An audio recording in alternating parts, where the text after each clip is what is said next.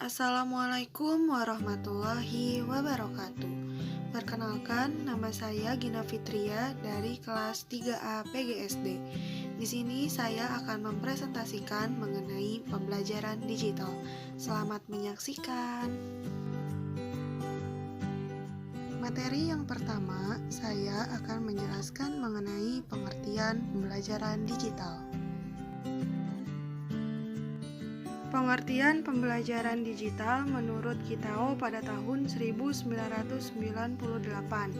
Pembelajaran digital dapat diartikan sebagai suatu jaringan komputer yang saling terkoneksi dengan jaringan komputer lainnya ke seluruh penjuru dunia. Sedangkan menurut Williams pada tahun 1999, pengertian pembelajaran digital meliputi aspek perangkat keras, infrastruktur berupa seperangkat komputer yang saling berhubung satu sama lain dan memiliki kemampuan untuk mengirimkan data, baik berupa teks, pesan, grafis, video, maupun audio. Dapat disimpulkan bahwa pembelajaran digital adalah pembelajaran apapun yang difasilitasi oleh teknologi atau dengan praktik pengajaran yang memanfaatkan teknologi secara efektif dan terbaik. Materi selanjutnya mengenai alat pembelajaran digital. Alat pembelajaran digital atau biasa yang kita kenal sebagai media pembelajaran yang digunakan untuk memfasilitasi siswa dalam memudahkan pemahaman terhadap materi pembelajaran. Media pembelajaran ini dapat berupa audio, visual, dan audiovisual. Contoh alat pembelajaran digital yang pertama, infografis.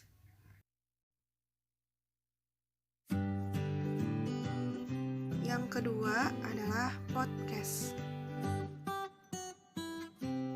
Yang ketiga adalah slide PowerPoint.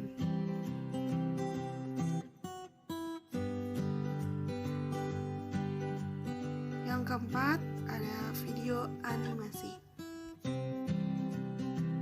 Yang kelima ada media pembelajaran.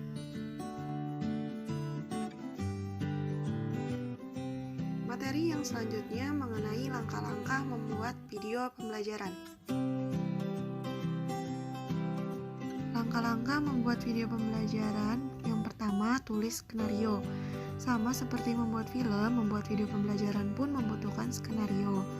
Skenario ini berfungsi sebagai pemandu kemana arah pembicaraan guru ketika direkam. Menulis ringkasan materi bahan ajar, nantinya dapat dibacakan di depan kamera. Yang kedua, proses rekaman.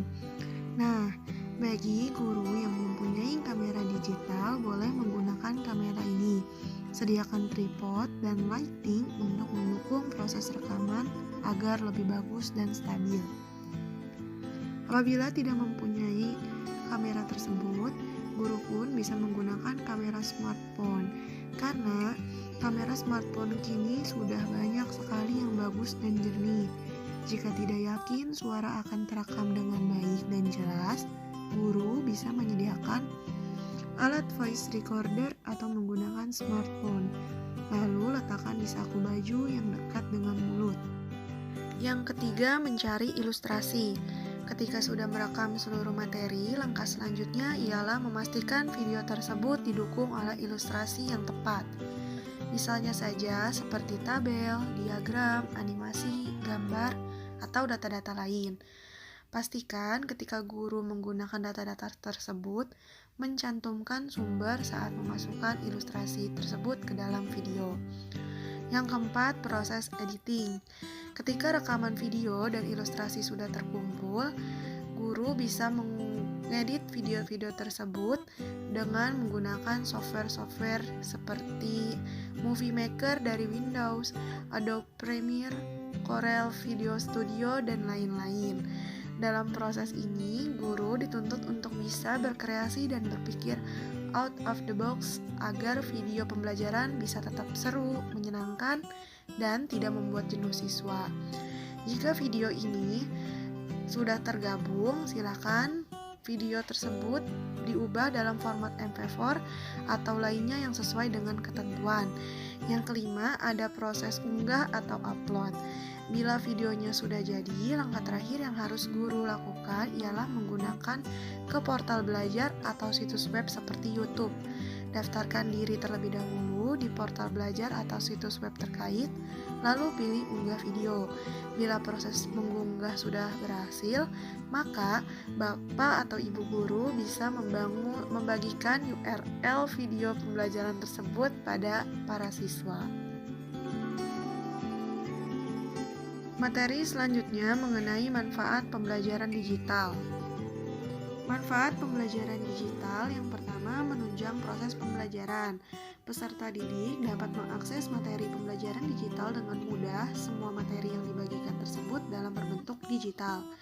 Hal ini akan memberikan dampak yang sangat positif bagi para peserta didik, karena mereka bisa mengakses materi dengan mudah, di mana saja dan kapan saja, serta memilih materi yang sesuai dengan minat dan kebutuhan masing-masing individu. Yang kedua, waktu belajar yang lebih fleksibel. Para peserta didik seringkali kesulitan dalam menentukan waktu belajar yang tepat. Terlebih jika mereka harus memilah-milah materi apa yang harus dipelajari dengan cara konvensional.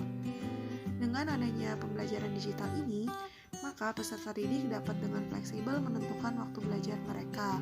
Sebab metode pembelajaran digital ini dilengkapi dengan berbagai ragam yang dapat digunakan. Kemudian, pembelajaran digital ini memberikan kemudahan dalam hal akses. Di sini, baik para pengajar maupun peserta didik dapat berinteraksi secara intens di mana saja dan kapan saja. Peserta didik bahkan dengan mudah mengulang materi pembelajaran ketika mereka belum memahaminya dengan baik. Yang keempat, menghemat biaya pembelajaran. Menggunakan pembelajaran digital yang dirasa manfaatnya ketika menghemat dari segi biaya. Bagi institusi atau perusahaan, manfaat yang bisa dirasakan adalah dapat mengurangi biaya, sebab semuanya dilakukan secara online, sehingga dapat meminimalisir biaya tambahan lainnya yang diperlukan seperti layaknya kelas konvensional. Contohnya seperti biaya sewa ruang kelas, akomodasi, maupun mencetak materi pembelajaran, karena semua materi tersedia dalam bentuk digital. Yang terakhir yaitu melatih pelajar lebih mandiri dalam mendapatkan ilmu pengetahuan. Sekian materi yang dapat saya sampaikan. Kurang dan lebihnya mohon maaf. Terima kasih. Wassalamualaikum warahmatullahi wabarakatuh.